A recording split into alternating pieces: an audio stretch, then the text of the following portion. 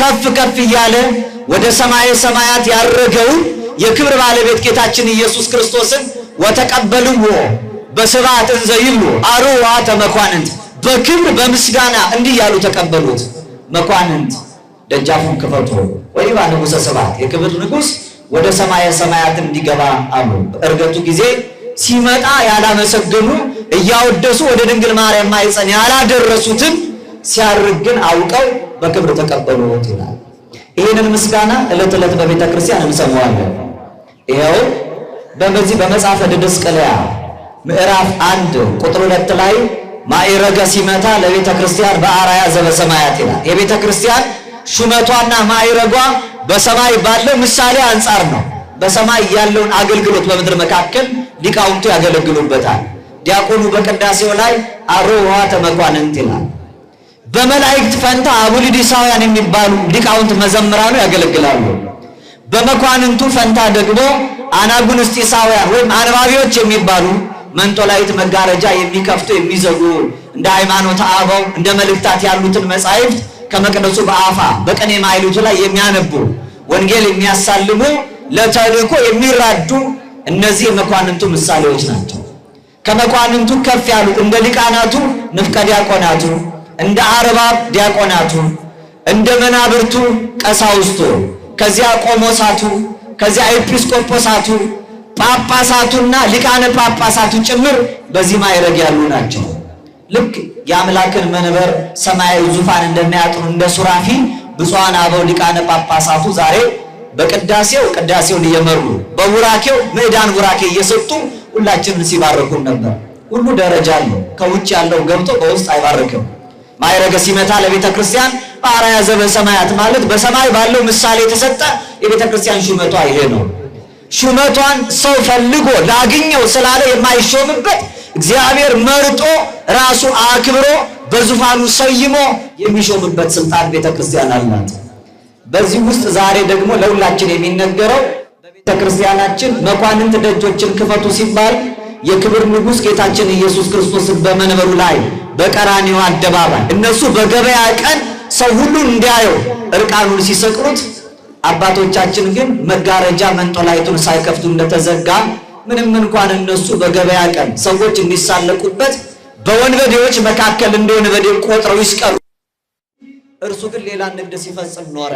በገዛ ደሙ እኛን እየገዛን ሰው በሸማ ጥቅል በወርቅ እንክብል በገበያ ተደራድረው እንደሚገዙት አሊያም በፈረስ አንገትና በጦር አንደበት በጋሻ ደረት ዘምተው እንደሚወጉት እንዲሁም ልደቤት በቤት የተወለደ ልጅ የባሪያ ልጅ ባሪያ አድርገው እንደሚገዙት አስቀድሞ እሱ እንደ ፈረስ አንገት እንደ ጦር አንደበትና እንደ ጋሻ ደረት በድንግል ማርያም ማኅፀን ወደዚህ ዓለም መጥቶ መስቀሉን ጦር አድርጎ ጠላትን ድል የምንነሳበት መመከቻ ታቦቱን ሰጥቶ ሁላችንንም ከዲያብሎስ እስራት ነፃ አወጣን።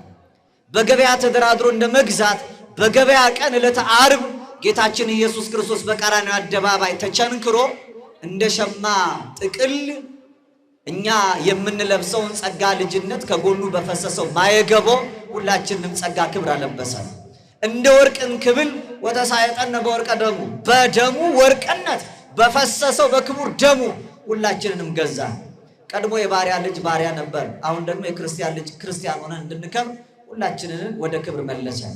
ያኔ እርቃኑን ሲሰቀል ፀሐይ እንደጨለመችው ጨረቃ ደም እንደለበሰችው ከዋክብት እንደረገፉት መንጦላይቱ ግን ሳይከፈት የክብር ንጉሥን በዓይነ ሕሊናችን አይተን የተቆረሰውን ስጋውን በልተን የፈሰሰውን ደሙን ጠጥተን ለሕይወት እንድንገባ ያን ጊዜ መኳንንት ደጆችን ክፈቱ የሚለው አዋጅ ቀራንዮ አደባባይ እንዳለ በዓይነ ሕሊናችን እንድንስል በቤተክርስቲያን ይታወጃል።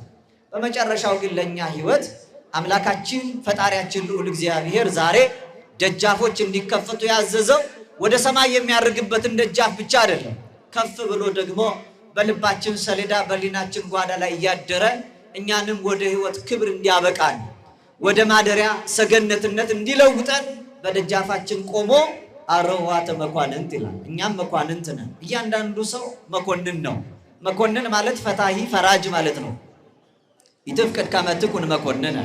ታላቁ ሲራክ በመጽሐፉ ፈራጅ መሆንን አትሻ ሌላው ላይ እንዳትጠቁም ይላል። ነገር ግን እያንዳንዱ ሰው ራሱ ላይ እንዲፈርድ የተሾመ ዳኛ ንጉሥ መኮንን ነው። ለዚህ ነው ቅዱስ አትናቴዎስ ሐዋርያዊ በዚህ ቅዳሴ አትናቴዎስ ላይ ሰብሰን ዘክቡር ውእቱ ኢያእመረ ያለውን የቅዱስ ዳዊትን አንስቶ ቃሉን እንዲህ አለ። ሰው ክቡር ነው ሲባል ክብሩ ይህ ነው። ሰብሰን ዘንጉስ ውእቱ ኢያእመረ ሰው ንጉሥ ሆኖ ነበር የተፈጠረው፣ ነገር ግን አላወቀም። ወኮነ ገብረ ባሪያ ሆነ። አሰረ ርእሶ በፈቃዱ ራሱን በፈቃዱ አሰረ። ወመለክሙ እለ ይኮኑ አጋዕዝተ ገዢዎች ያልሆኑ ርኩሳን መናፍስት እኩያት አጋንንትን ተገዝቶላቸው ሲያመልካቸው ኖረ። ሰብሰን ዘባይል ውእቱ ኢያእመረ ሰው ባለጸጋ ሆኖ ነበር የተፈጠረው፣ ይህን ባለጸግነቱን ግን አላወቀም። አንደ ርእሶ በፈቃዱ ራሱን አስራበ። አርሃበ ከርሶ አጽማ ነፍሶ ራሱን በፈቃዱ ድሃ አደረገና ስጋውን አስራበ ነፍሱንም አስጠማለ።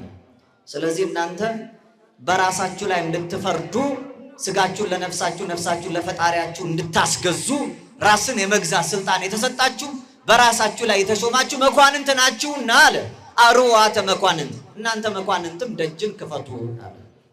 በዚህ በቅዱስ ዮሐንስ ራእይ ምዕራፍ 2 ቁጥር 30 ላይ እንዲህ አለ አምላካችን፣ እነሆ እኔ በደጅ ቆሜ አንኳኳለሁ።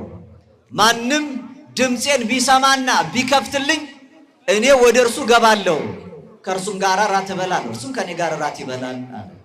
አሁን ደጃፍን ክፈቱ የሚባለው በልባችን በራፍ በሊናችን ደጃፍ ላይ ቆሞ የሚያንኳኳው በቃሉ የሚያስተምረን በሕይወት መንገድ እንዲመራን ለኛ ዕለት ዕለት የሚነግረን ፈጣሪያችን ነው።